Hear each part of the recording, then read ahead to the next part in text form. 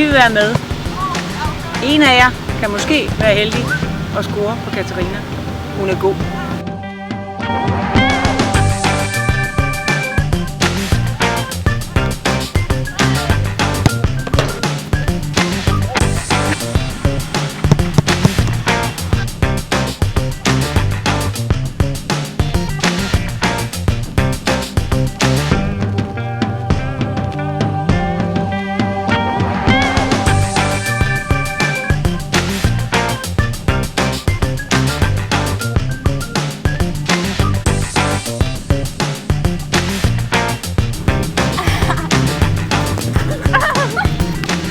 Okay, tøser derude i cyberspace og i Møllen og alle mulige andre steder.